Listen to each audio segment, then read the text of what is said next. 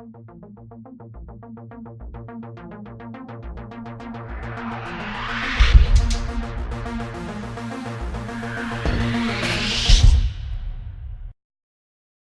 guys, Roundedtiktak here, and I'm still a little sick. It's only been like 12 hours since I posted my last video, and somebody yelled at me for being sick in the comments section. So my bad, bro. I didn't mean to get sick, but we're gonna get this video done anyway. Today we're taking a look at Paleo Luna, the week-old ninja that we couldn't make a build for or a video last week because we didn't have the other dino hero we needed. This is going to be a part 1 of part 2 because next week we get the Outlander dinosaur character, and that's probably going to work better in this kind of build. Saurian Might can work with a very specific build, or if you end up using weapons with Luna anyway, but we're going to mainly focus on melee weapons in this build video. Lastly, nothing in this video is going to be the best. There is no best. You can maybe eke out an extra 10-15% damage, but that's not everybody's playstyle. We're also going to show you some stuff where you're basically unkillable. A lot of cool things that you can do with this build. You can be super tanky and do a decent amount of damage relying on Saurian Claws, or you can go for an insane amount of damage and hit for 350,000 per swing. There's a lot of cool things you can do here. You guys know it. I'm Roundedtiktak. Let's get into this Paleo Luna build.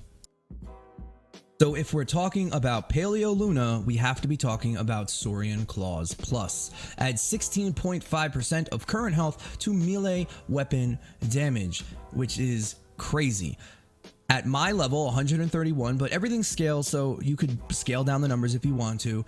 In a 4-man mission with the health pylon, let's hypothetically say I have about 1 million health. 16.5% of that is 165,000 damage per swing. It does not have an internal cooldown like Saurian Might does. As you can see here, every 1 second adds 3% of current health. Since it doesn't have an internal cooldown, there's definitely an argument to be made for running attack speed on your weapons and use this only as your main damage source. But with that comes a few things that you're going to have to change around. Number 1, Blast from the Past, 200% extra health, and it's phenomenal. It really is. You can see here, if I didn't have, even though it's just a visual bug, 219,000 health with 127 shield gives us about 350,000 total health instead of 1 million. Definitely you're going to be a lot more tanky running this without the shield. However, it doesn't regenerate, but we have a fix for that too. Because you have to get Blast from the Past by putting 2 dino heroes in your support, the only 2 we have now is Saurian Hide and Saurian Might. Increases armor and increases ranged weapon damage. When we do part 2, we're probably going to take out Saurian Might and see how good the build works then. That leaves us with 3 damage perks just like Rex Jonesy, but just like Rex Jonesy, if you drop below that maximum health threshold, you're going to lose out on a lot of damage, especially if you roll your weapons with attack speed. The second you go down half health, you're losing half your damage. It's kind of insane how much damage you do at max health compared to when you're super low. Because of this, again, we're gonna have to bring Going Coconuts or Survivalist. Either one is your preference. Personally, I like Going Coconuts. They heal you for about 1 million HP per coconut. Yes, they take up a slot, but you can also face tank any enemy in the game. No enemy in the game, if you're munching coconuts, can actually kill you, allowing you to face tank mini bosses away from your base and have your team burn them down. So that leaves us with 2 slots to work with.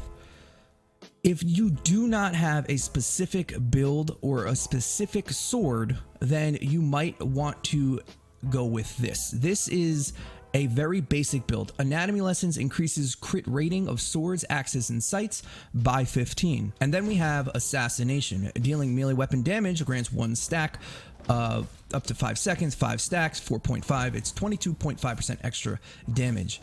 Now, You do get slightly more damage if you bring Legendary Blade, but you're forced to use a sword. Now, this is not the only build. Like I said, you can make anything work here. You can do Assassination. You can do this, Medical Fumes, and then come down here and maybe Scythe to meet you and just play an insane tank that slows everything. You can change out and put in Jonesy, and now you have infinite stamina, infinite healing, more healing on top of that, and you're using your 165,000 base damage to do actual damage to the husks. You have a full support tank build that literally nothing will be able to kill you. And then you're doing a decent amount of damage. Just like Rexy, you will lose out on the DPS race. If you plan on bringing, if you could bring Deadly Blade as your main hero and then just stack her with a certain sword, and then you go Anatomy Lessons, Assassinations, Legendary Blade, you will end up doing more damage, but you will not have 1,000,000 health, and you still have Saurian Claws looking at 165,000 damage per swing. And you're not going to lose that buff very often because of going Coconuts and Medical Fumes. This build is fantastic. It is a lot of fun to play. Anything that you want to try out here, feel free to do so and let me know actually how it worked for you. I really do enjoy playing this build. Pay attention because I haven't done this in a while, but I'm about to drop that boom knowledge for you guys. So we have a Stadsworth the Third here, arguably one of the fastest attacking weapons in the game. We have 30 attack speed and 30 attack speed for a total of 60% with some life leech to keep the sustain up. We're trying to stay at maximum health. Now, if we take a look at the stats here, we are at 21,000 damage per swing with an attack speed of 0.28. We're going to round this down just for easier math at 0.25 seconds. So you have 4 swings per second. That's 4 swings a second. Let me show you exactly how much damage this thing does because it's absurd. So if we take the 2 modifiers that we're bringing, which is Assassination and Legendary Blade in this case, that gives us a total of 47.5% bonus damage. We add that on top of the 21,000 base damage for the sword, and then divide it by 100 gives us an extra 10,031 bonus damage per swing. So then we take the 21,000 and add it to that 10,000 and it gives us 31,149. Then we add the 165,000 damage additive from Saurian Claws and we're looking at 196,000 damage per swing. We multiply that times 4 for the 4 swings that you can do within a second and we're looking at 784,596 damage per second. 250,000 damage every second is insane. It's insanity. You will be able to kill anything in the game. Doing 750,000 damage a second, that means you would kill a level 100 smasher in 1.2 seconds. Higher up, of course, it'd be longer, but you'd still be doing a crazy amount of damage. And the thing is this isn't the only build you can try. I definitely did end up doing a tank ninja build that had no damaging perks whatsoever. This build consisted of going Coconuts, Survivalist, and Fuel for the Fallen to keep our energy up. We had a Steam Thrasher that is Bright Core, so we're not even doing the maximum amount of damage. We are in a level 147 mission, which is end game enough, and we didn't die once. Between the Coconuts, the Survivalist, the traps, our teammates, we had a level 68 in here. We had about 1,000,000 health. We decimated this mission. You can see in the footage, it's spin to win with 1,000,000 health. Your base damage is high enough. You will not get killed unlike the other ninjas because you have so much health that you can actually take a bunch of hits before you drop instead of only the 120,000 shield that you'd get on most other ninjas. This build worked perfectly, exactly how I thought it was going to. 170,000 damage we were basically swinging for on every single scythe swing, and sometimes they would crit.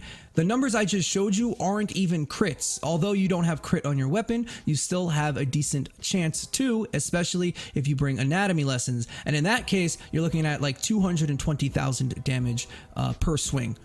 It's crazy. But hold on, there's one more thing that I have to tell you about.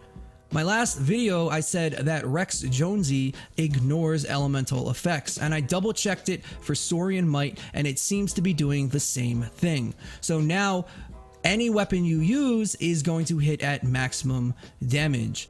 I sadly don't have footage of that. I've been having internet troubles, and I guess I lost it in the mix somehow. I don't know, maybe I just didn't press record. But that's really it, guys. That is Paleo Luna. There's one more build that you can try, but I'm not going to. I may save it for the next one, where you use the Jack's Revenge and the Corsair specifically. You put crit damage and attack speed, and you get your crit chance from anatomy lessons and the Corsair. And that's definitely a build that works, except it's a lot of micromanagement, and I'm not a huge fan of it, but I thought I would mention it. You guys can try it out. Let me know what you think about that one. So this is, like I said, part 1. We're going to revisit Paleo Luna next week once we get the new Outlander to try that perk as well. I'm really liking this whole health and percentage damage. It's a lot of fun to play with. You can do a lot of cool builds with it. So things to take away from this video: attack speed may trump crit chance and crit damage. It's definitely worth it to give it a shot. The damage goes through elemental effects, just like Saurian Might, and you will be a lot more tanky than running a normal ninja, but a normal ninja does have more damage potential. But I really feel like the trade-off is definitely worth it. Doing these higher level missions can get a little hairy, and having all of that health plus coconuts and survivalist. Remember, the build right here that you guys are seeing has no damage perks whatsoever. We're relying strictly and solely on Saurian Might. Make sure to hit that subscribe button. I post videos like this, full weapon breakdowns and trap tunnel guides about 3 to 4 times a week. We would love to have you as part of the pack. And if you're looking for a community where you matter, then this is definitely the one for you. If you are looking for people to play with, we have a Discord of over 2,000 members. Feel free to drop by. It's in the description below. And lastly, if you want to support the channel, you can use code OOTiktak when you're buying V-Bucks or any other kind of Epic Games purchase. Thank you guys so much for watching. I will definitely see you on the next one. Tiktak out.